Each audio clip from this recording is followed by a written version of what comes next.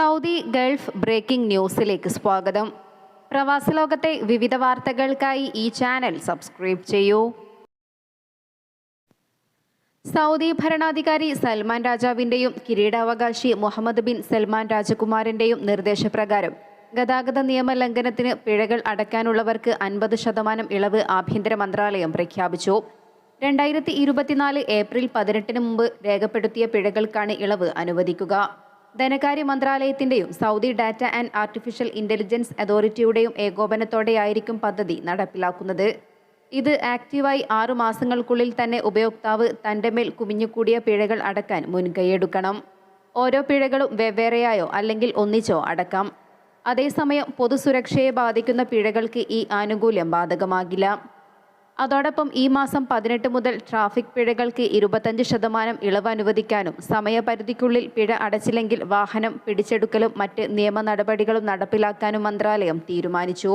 Traffic സുരക്ഷ ആവശ്യകതകൾ കൈവരിക്കുന്നതിന് ട്രാഫിക് നിയമങ്ങൾ പാലിക്കണമെന്നും നിയമലംഘനങ്ങൾ നടത്തരുതെന്നും ആഭ്യന്തര മന്ത്രാലയം എല്ലാ റോഡ് ഉപയോക്താക്കളോടും ആവശ്യപ്പെട്ടു. തെക്കൻ ഷർക്കിയ ഗവർണറേറ്റിൽ കടൽ വഴി രാജ്യത്തേക്ക് കടത്താൻ ശ്രമിച്ച 200 കിലോഗ്രാമിലധികം മയക്കുമരുന്ന് റോയൽ ഒമാൻ പോലീസ് പിടികൂടി. സംഭവത്തിൽ ഏഷ്യൻ രാജ്യക്കാരായ 3 പേർ അറസ്റ്റിലായി.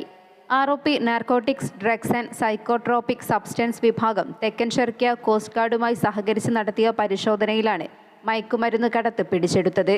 പ്രതികൾക്കെതിരെ പോലീസ് നിയമ നടപടികൾ സ്വീകരിച്ചതായും അറിയിച്ചു. ബുറൈമി ഗവർണറേറ്റിലെ മഹദ വിലായത്തിൽ റോയൽ ഒമാൻ പോലീസ് നടത്തിയ പരിശോധനയിൽ തൊഴിൽ താമസ നിയമങ്ങൾ ലംഘിച്ച പ്രവാസികൾ അറസ്റ്റിലായി. വിവിധ ഭാഗങ്ങളിൽ നിന്നായി 44 പേരെയാണ് പിടികൂടിയത്. മഹദ സ്പെഷ്യൽ ടാസ്ക് ഫോഴ്സുമായി സഹകരിച്ചായിരുന്നു പരിശോധന. പിടിയിലായവർക്കെതിരെ നിയമ നടപടികൾ സ്വീകരിച്ചു. കഴിഞ്ഞ ദിവസങ്ങളിൽ വിവിധ ഗവർണറേറ്റുകളിൽ നിന്നും തൊഴിൽ താമസ നിയമങ്ങൾ ലംഘിച്ച നിരവധി പ്രവാസികളെ പിടികൂടിയിരുന്നു. ഏഷ്യൻ രാജ്യക്കാരുൾപ്പെടെയുള്ളവരാണ് അറസ്റ്റിലായത്. ഈ റമസാനിൽ ഫാക്കുർബ പദ്ധതിയുടെ കീഴിൽ 1100 പേർ ജയിൽ മോചനം നേടിയതായി കണക്കുകൾ. വിവിധ ഗവർണറേറ്റുകളിലായി 1115 പേർ മോചനം നേടിയതായി Oman lawyers association chairman doctor Mohammed bin Ibrahim al Sajjali അറിയിച്ചു. ക്യാമ്പയിൻ റമസാൻ അവസാനം വരെ തുടരും. ഫാക്കുർബ ക്യാമ്പയിനിൻ്റെ 11ാമത് എഡിഷനാണ് ഇത്തവണ നടക്കുന്നത്. 1500 തടവുകാർക്ക് ഈ വർഷം മോചനം സാധ്യമാക്കാനാകുമെന്നാണ് ഒമാൻ ലോയേഴ്സ് അസോസിയേഷൻ പ്രതീക്ഷിക്കുന്നത്. പിഴ അടയ്ക്കാൻ പണമില്ലാതെ ചെറിയ കുറ്റങ്ങൾക്ക് ജയിൽവാസം അനുഭവിക്കുന്നവർക്ക് ഒമാൻ ലോയേഴ്സ് അസോസിയേഷൻ മോചനം സാധ്യമാക്കുന്ന ഫാക്കുർബ പദ്ധതിക്ക് ഇത്തവണയും മികച്ച പ്രതികരണമാണ് ലഭിക്കുന്നത്. അഹദ് ഫൗണ്ടേഷൻ ഉൾപ്പെടെ ഫാക്കുർബ ക്യാമ്പയിനിന് പിന്തുണയുമായി കഴിഞ്ഞ ദിവസം രംഗത്തെത്തിയിരുന്നു.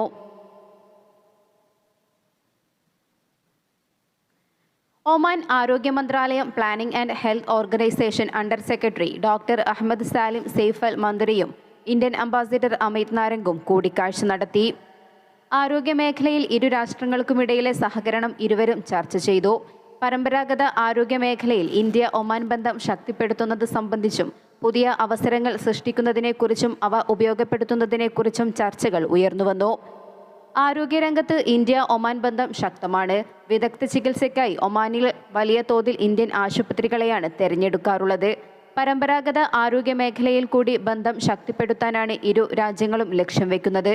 ഇന്ത്യൻ പരമ്പരാഗത ആരോഗ്യ സ്ഥാപനങ്ങൾക്ക് ഒമാനിലും വലിയ പ്രചാരമുണ്ട്. രാജ്യത്തെ പൊതു സ്വകാര്യ മേഖലകളിൽ ചെറിയ പെരുന്നാൾ അവധി പ്രഖ്യാപിച്ചു. ഏപ്രിൽ 9 മുതൽ 11 വരെയുള്ള ദിവസങ്ങളിലാണ് അവധി. വാരാന്ത്യ അവധി ഉൾപ്പെടെ തുടർച്ചയായ 5 ദിവസമാണ് അവധി ലഭിക്കുക. 14-ന് പ്രവൃത്തി ദിവസം പുനരാരംഭിക്കും. അതേസമയം അവധി ദിവസങ്ങൾ കുറഞ്ഞത് പെരുന്നാളിന് നാട്ടിലേക്ക് പോകാൻ ഒരുങ്ങിയ പ്രവാസികൾക്ക് തിരിച്ചടിയാണ്.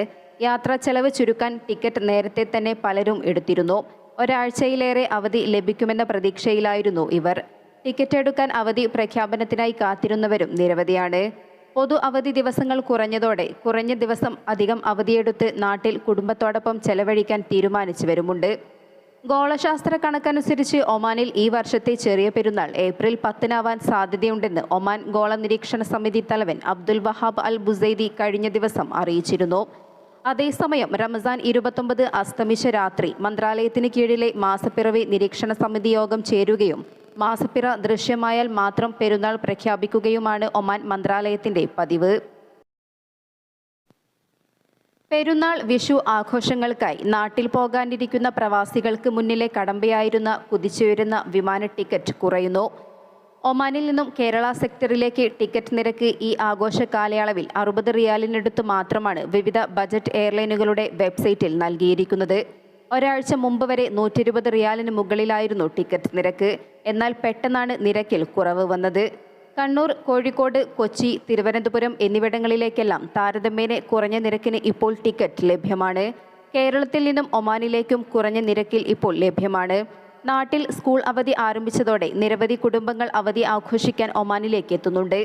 അതേസമയം നാട്ടിൽ ഇപ്പോഴത്തെ കാലാവസ്ഥ കനത്ത ചൂടായതിനാലും ഇവിടെ സ്കൂൾ വേനലവധി ആരംഭിച്ചിട്ടില്ലാത്തതിനാലും കൂടുതൽ പേരും ഇപ്പോൾ യാത്രയ്ക്ക് ഒരുങ്ങിയിട്ടില്ല.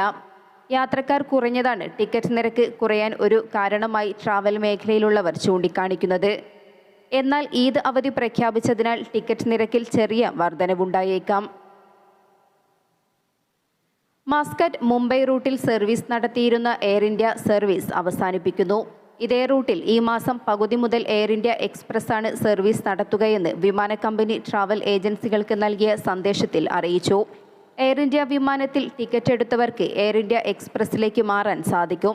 അല്ലാത്തവർക്ക് ടിക്കറ്റ് തുക മടക്കി നൽകുമെന്നും വിമാന കമ്പനി അറിയിച്ചു. അതേസമയം മസ്കറ്റ്, മുംബൈ ടിക്കറ്റ് എടുത്ത കണക്ഷൻ ഫ്ലൈറ്റ് യാത്രക്കാർക്ക് പുതിയ സമയം പ്രയാസമാകും. മസ്കറ്റ്, മുംബൈ എയർ ഇന്ത്യ വിമാനം മസ്കറ്റിൽ നിന്നും പുറപ്പെടുന്ന സമയം ഉച്ചയ്ക്ക് 12 മണിയായിരുന്നു. എയർ ഇന്ത്യ എക്സ്പ്രസ് പുറപ്പെടുന്ന സമയം രാവിലെ 7:30-നും. അതുകൊണ്ട് തന്നെ ഡൽഹി, ലക്നൗ യാത്രക്കാർക്ക് കൂടുതൽ സമയം വിമാനത്താവളത്തിൽ ചെലവഴിക്കേണ്ടി വരും. മസ്കറ്റ്, ഡൽഹി റൂട്ടിൽ ഒമാൻ എയർ സർവീസ് നടത്തുന്നുണ്ട്. പ്രതിദിന സർവീസായി എയർ ഇന്ത്യ വിമാനം കൂടി ഇപ്പോൾ സർവീസ് ആരംഭിച്ചിട്ടുണ്ട്. പ്രസ്തുത റൂട്ടിൽ ടിക്കറ്റ് നിരക്ക് കുറയാനും ഇത് കാരണമാകും.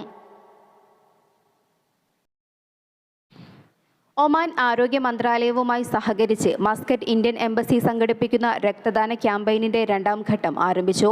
റമസാനിൽ എംബസി സംഘടിപ്പിച്ചു വരാറുള്ള ക്യാമ്പയിൻ ഈ വർഷം കൂടുതൽ വിശാലമായാണ് നടത്തുന്നത്. ഏപ്രിൽ 6 വരെ എംബസി ഓഡിറ്റോറിയത്തിൽ നടത്തുന്ന ക്യാമ്പയിനിൽ രാവിലെ 8 മണി മുതൽ ഉച്ചയ്ക്ക് 2 മണി വരെയാണ് രക്തദാന സമയം. എംബസിയിലെത്തി രക്തം ദാനം ചെയ്യാൻ എംബസി അധികൃതർ ഇന്ത്യൻ സമൂഹത്തോട് ആവശ്യപ്പെട്ടു. രക്തം ദാനം ചെയ്യൂ, ജീവൻ സംരക്ഷിക്കൂ എന്ന സന്ദേശത്തിലാണ് ബ്ലഡ് ഡൊണേഷൻ ഡ്രൈവ്. സൗദി അറേബ്യയിലെ റിയാദ് കിങ് ഖാലിദ് രാജ്യാന്തര വിമാനത്താവളത്തിലെ സ്മാർട്ട് ഗേറ്റുകൾ പ്രവർത്തന സജ്ജമായി. യാത്രക്കാർക്ക് നടപടികൾ സ്വയം പൂർത്തിയാക്കാൻ ഇതുവഴി സാധിക്കും. യാത്രക്കാരുടെ വിരലടയാളം ഉപയോഗപ്പെടുത്തിയാണ് സ്മാർട്ട് ഗേറ്റുകൾ പ്രവർത്തിക്കുക. ഉദ്യോഗസ്ഥരുടെ സഹായമില്ലാതെ തന്നെ ഈ സേവനം പ്രയോജനപ്പെടുത്താം. പാസ്പോർട്ട് സ്കാൻ ചെയ്ത് വിരലടയാളം നൽകുന്നതോടെ ഗേറ്റ് ഓപ്പണാകും. കിങ് ഖാലിദ് വിമാനത്താവളത്തിലെ 3-4 ടെർമിനലുകളിലാണ് പുതിയ സംവിധാനം നിലവിൽ വന്നത്. ഈ സംവിധാനം വഴി യാത്രക്കാർക്ക് സമയനഷ്ടമില്ലാതെ വേഗത്തിൽ നടപടികൾ പൂർത്തിയാക്കാം. പദ്ധതി വൈകാതെ ജിദ്ദ, ദമാം വിമാനത്താവളങ്ങളിലും പ്രവർത്തിച്ചു തുടങ്ങും. Saudi general authority of civil aviation president Abdul Aziz bin Abdullah al Dwailej, Jawazat director general Sulaiman bin Abdul Aziz Yahya, national authority for data and artificial intelligence president doctor Abdullah bin Sharaf al Qadi എന്നിവർ ചേർന്നാണ് ഇത് ഉദ്ഘാടനം ചെയ്തത്.